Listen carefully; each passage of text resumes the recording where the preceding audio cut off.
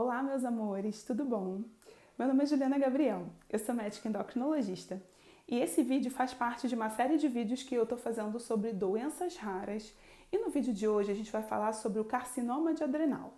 Já tem um vídeo aqui no canal bem antigo, um dos primeiros vídeos do canal, onde eu falo entre a relação entre a genética, a história do Brasil e algumas condições endócrinas que a gente sabe que tem relação com genética. E nesse vídeo eu falei um pouquinho sobre o carcinoma de adrenal, mas eu falei muito brevemente. Nesse vídeo de hoje a gente vai falar um pouquinho mais sobre esse tumor, esse câncer de adrenal, que ele tem um grande componente genético.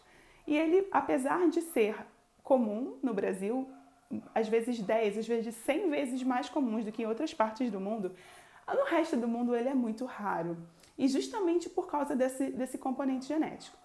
Então, só para a gente reunir aqui as informações, né?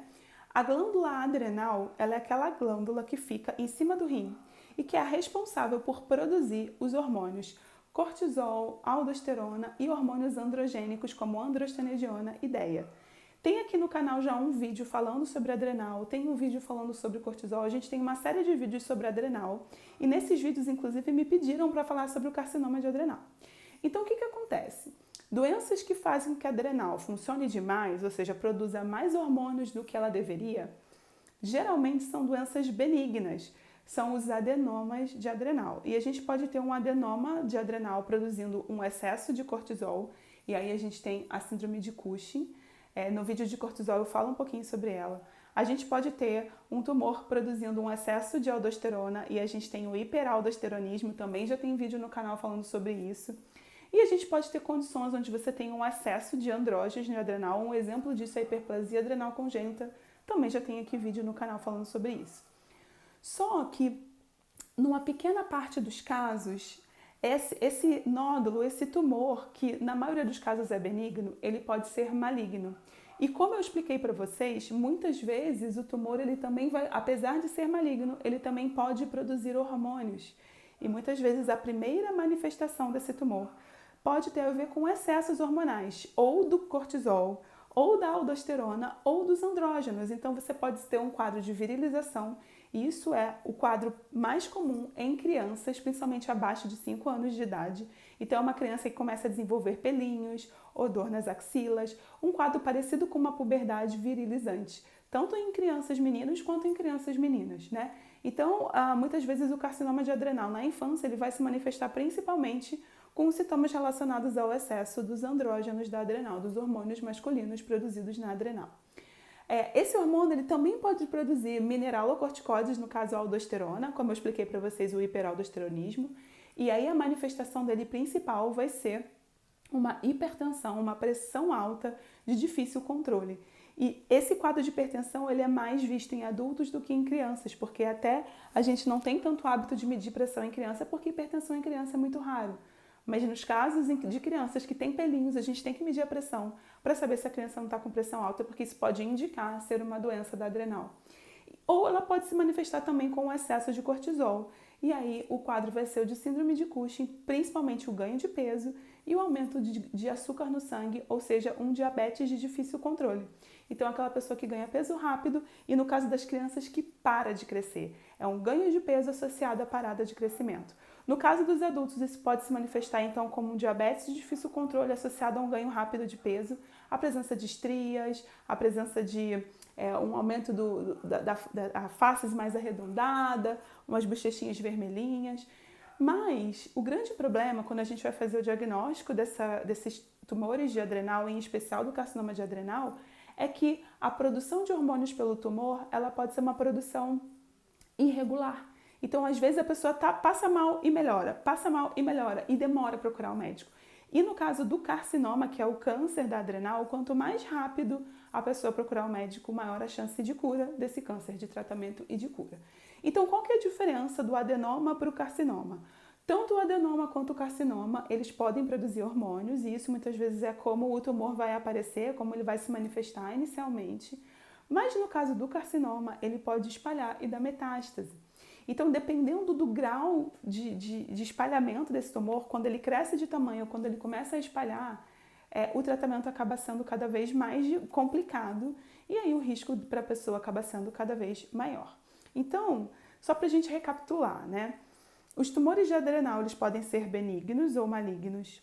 O carcinoma de adrenal, por ele ter esse componente genético, né, ele tem uma predisposição familiar. Ele é muito comum no Brasil, 10, 100, às vezes 1000 vezes mais comum do que em outros lugares do mundo.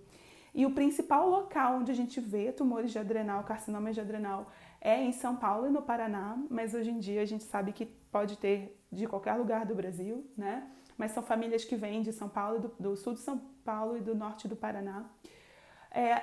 A diferença entre ele e o adenoma é que ele tende a crescer e se espalhar, e quanto mais cedo a gente fizer o diagnóstico, melhor. Então, para recapitular, em crianças, principalmente o que a gente vai ver é uma virilização, ou seja, sinais de excesso de hormônio sexual masculino, então pelos, odor axilar, um aceleramento do crescimento.